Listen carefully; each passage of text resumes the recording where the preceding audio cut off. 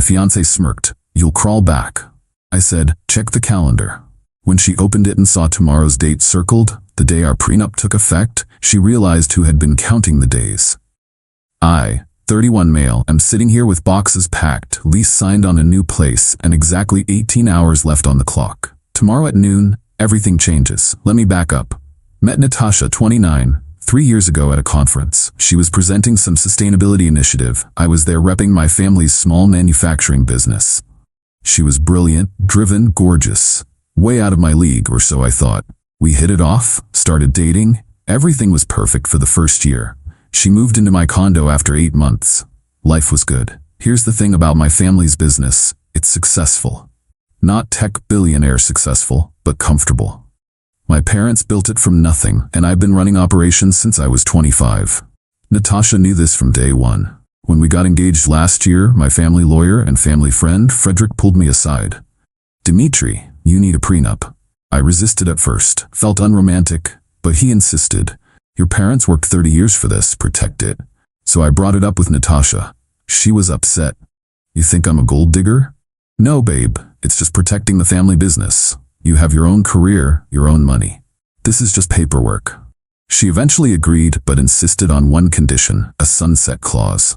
After 18 months of engagement, if we hadn't married yet, the prenup terms would shift significantly in her favor. Basically, she'd be entitled to support and a portion of any shared assets as if we'd been married. If you're stringing me along for over a year and a half, I deserve protection too, she said. Seemed fair at the time. We were planning a wedding anyway. What could go wrong in 18 months? Everything. The entitlement started small. Little comments about how her friends' boyfriends bought them designer bags, how our condo was cute but small, how my Toyota was reliable but not really engagement car material. I'd remind her she drove a BMW, that she made good money. She'd laugh it off. I'm just joking, babe, but when we're married, we should upgrade everything. Your family can afford it. 6 months into engagement, the wedding planning started. She wanted destination. I wanted local. She wanted 300 guests. I wanted 100. She wanted a $50 dress. I showed her our budget. Budget? Dimitri, your family owns a whole company. Yeah, and I take a salary. I don't raid the business accounts for personal stuff. She'd pout.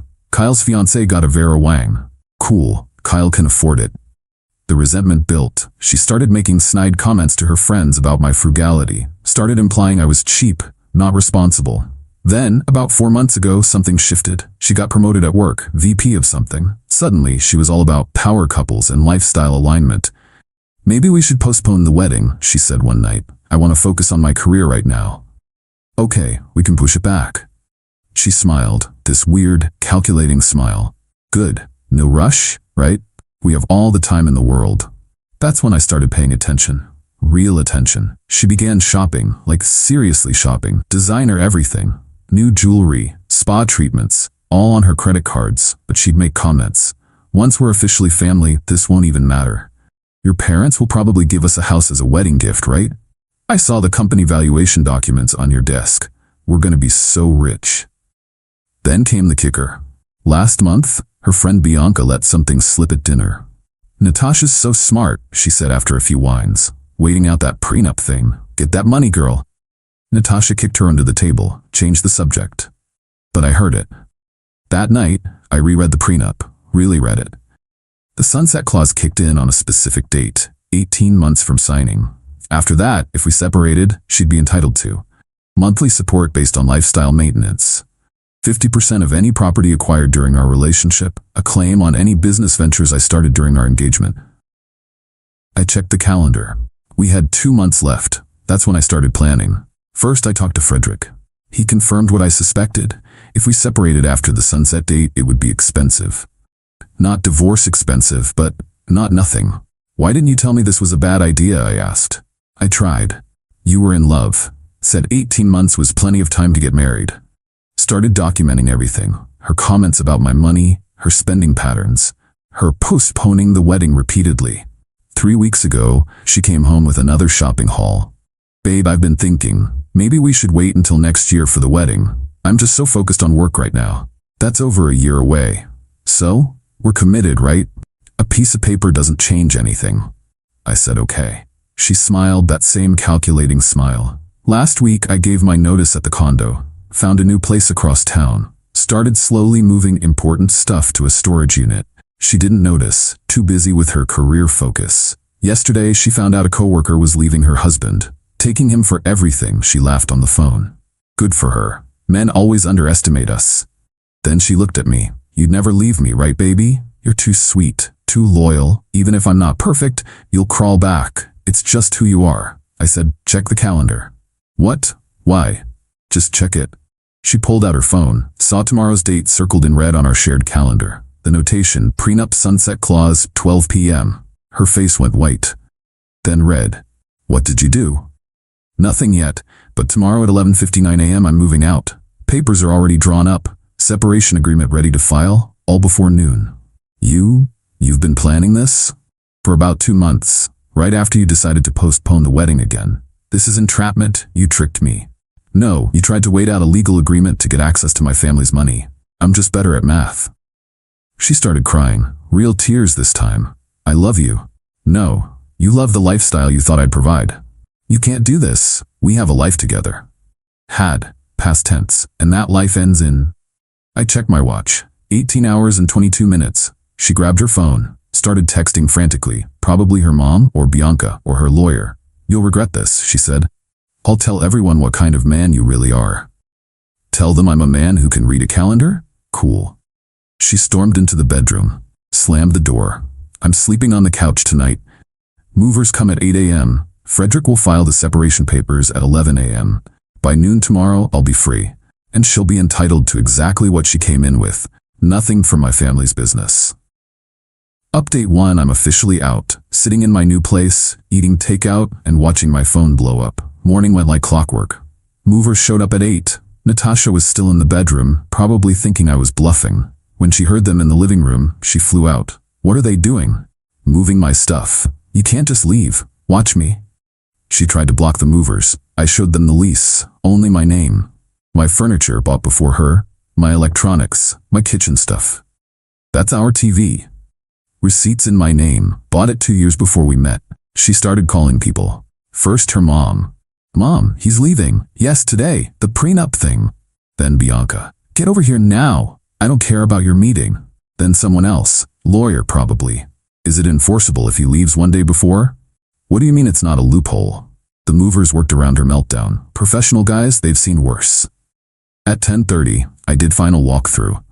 Made sure I left everything that was hers or ours. Even left the coffee maker we bought together. Petty? Maybe. But clean. 11 a.m. Frederick texts, filed. You're clear. 11:45 a.m. I'm in my car, last box loaded. Natasha comes out. No more tears. Just rage. You think you're so smart? I think I can count to 5 and 47. That's how many days it's been since we signed that prenup. I'll sue you for emotional distress. For what? Leaving before a deadline. Good luck. I quit my apartment for you. Changed my whole life. You moved into my condo because it was nicer and rent-free.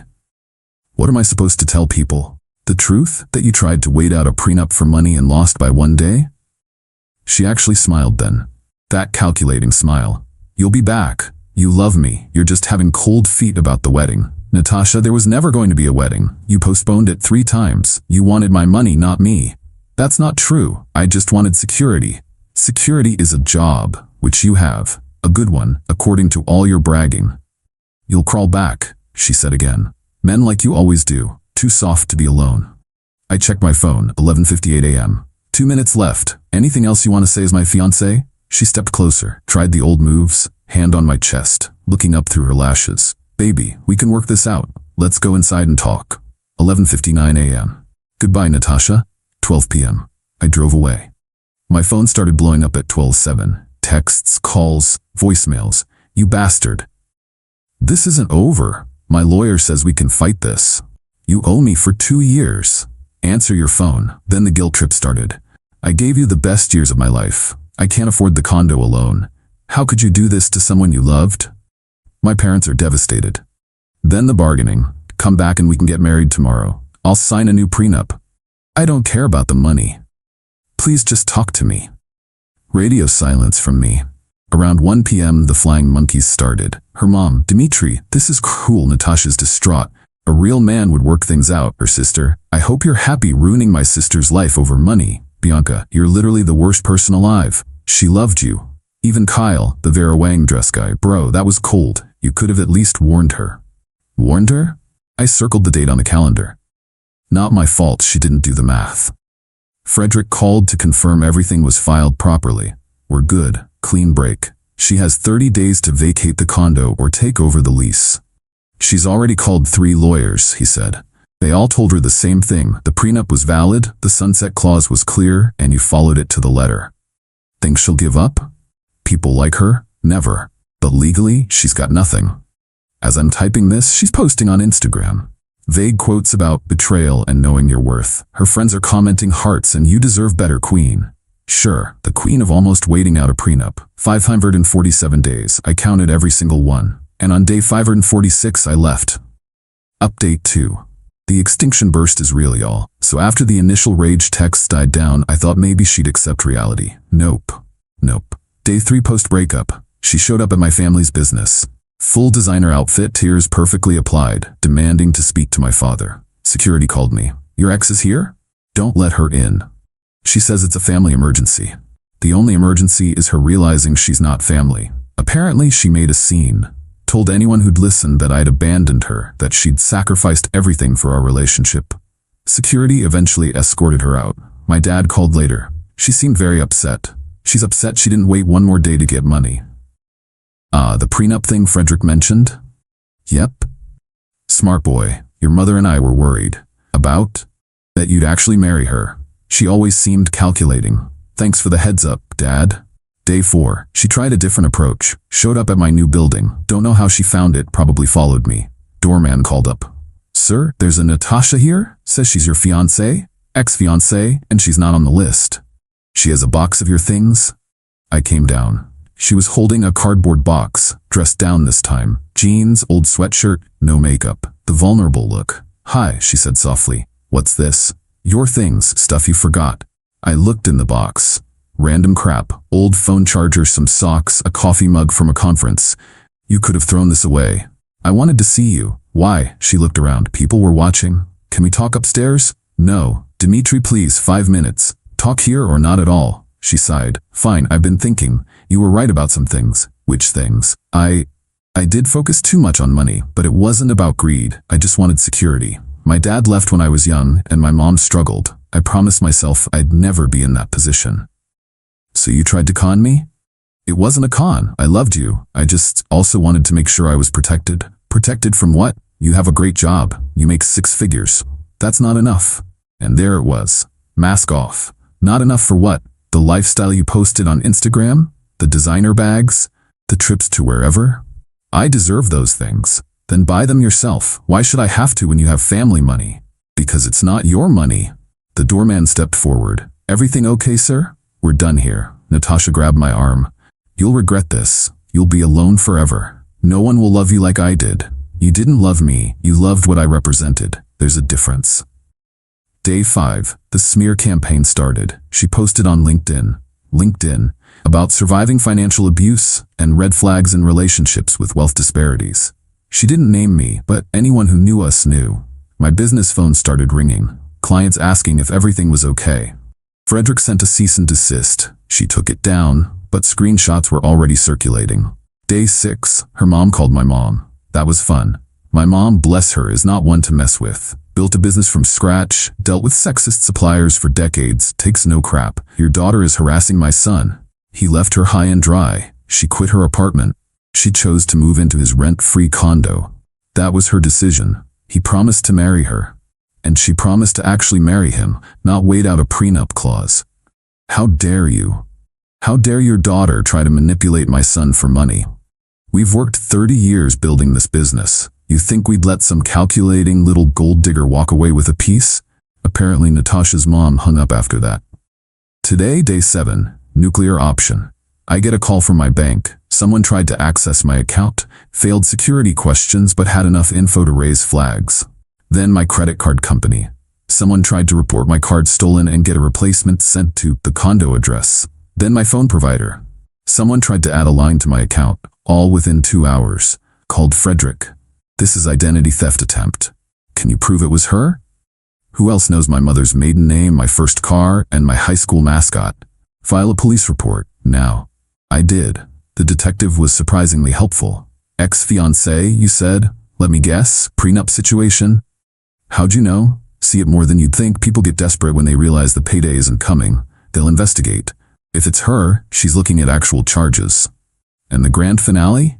She sent one last text from yet another number. I know you're reading this. You think you won? I've already talked to reporters about your family's business practices, how you exploit workers, how you hide money offshore. None of it's true, but they don't know that. Enjoy explaining that to your clients, unless you want to reconsider things. Call me. Extortion. She actually put extortion in writing. Forwarded to Frederick and the detective. Frederick's response, Christmas came early. This is a felony. So now I'm sitting here in my new place, watching the woman I almost married destroy her own life because she couldn't wait one more day. 547 days. She made it 546. And in 1 week, she's gone from calculated gold digger to potential felon. I'd feel bad if she hadn't tried to steal my identity and extort me. Actually, no, I wouldn't feel bad regardless. Final update. It's over. Like, officially, legally over. The identity theft investigation moved fast. Turns out when you try to access someone's accounts from your own laptop, on your own Wi-Fi, it leaves a pretty clear trail. Detective called me in to review evidence. Your ex isn't very tech-savvy, is she? Apparently not. They had everything. IP addresses, timestamps, even security footage from her building showing her at home during the attempts. Want to press charges? What are my options? With the extortion text, identity theft attempts, and harassment, she's looking at multiple charges. Could be serious time. I thought about it. Part of me wanted her to face maximum consequences, but part of me just wanted this over. What if I just want her to stop? We can offer a deal. Conditional discharge, restraining order, no contact. She stays clean, charges disappear, she violates it, she goes to jail. Let's do that. Natasha was arrested at work. In front of all her VP colleagues. Bianca posted about it, then deleted, but internet is forever. Her lawyer reached out to Frederick, wanted to negotiate. Negotiate what? Frederick laughed. She committed crimes. We're being generous with the deal. They took it. Of course they did. But first, she had to allocute. Admit what she did. In court, on record. I went to the hearing. Watched her stand before the judge, designer outfit replaced with something modest, reading her statement. I attempted to access Dmitry Volkov's financial accounts without authorization. I sent threatening communications attempting to extort money. I did these things out of anger over our relationship ending. Judge wasn't impressed. Miss Reeves, do you understand you're facing serious charges? Yes, Your Honor. And you're accepting this deal freely? Yes. Let me be clear. Any violation of this agreement, any contact with Mr. Volkov, any further criminal activity, and you'll be prosecuted to the full extent. Understood? Yes. 5-year restraining order, no contact, not through third parties, not through social media, nothing. She violates it, she goes to jail. As we left court, her mom was there, glared at me like I was the villain.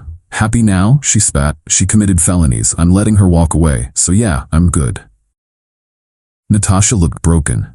No more calculating smile, no more confident swagger, just a woman who played stupid games and won stupid prizes. She moved out of the condo 2 weeks ago. Landlord said she left it spotless but empty, took everything, even the shower curtain. According to mutual acquaintances, I unfollowed everyone connected to her. She moved back with her parents. Still has her VP job somehow. Probably not for long once word spreads about the arrest. Bianca reached out once. You destroyed her. She destroyed herself. I just refused to be collateral damage. She loved you. She loved my bank account. When that didn't work out, she tried to steal it, then extort it. That's not love. Blocked her too. The business is fine. No reporters ever called. That was a bluff. Clients were more concerned about me than any made-up scandal. My dad took me to lunch last week. Proud of you, son. For what? Not giving in. Not when she cried. Not when she threatened. Not even when she committed crimes. You stood your ground. Learned from the best. He smiled. Your mother will be happy to hear that. The prenup sunset clause? Turns out it was perfectly legal and binding. 3 lawyers confirmed it. She paid for their opinions, I heard. She just miscalculated. Thought I was too soft to leave. Thought I'd never count the days. Thought she could wait me out. 546 days. That's all she had to wait. 1 more day and she'd have had legal claim to support, to shared assets, to a piece of my life. Instead, she's got a criminal record, a restraining order, and an apartment at her parents' house. As for me, I'm dating again. Nothing serious yet, but I'm upfront now. Any future relationship will have clear boundaries, legal protections, and mutual respect. No more calculating smiles, no more you'll crawl back, no more entitlement to money that isn't theirs. Learned my lesson. The expensive way, almost. But I got out with 18 hours to spare. 547 days. Best countdown of my life. To anyone in a similar situation, trust your gut. When someone shows you who they are, believe them. And if they're trying to wait out a legal agreement, check the calendar. Count the days, and be ready to walk away, even if it's with just hours to spare.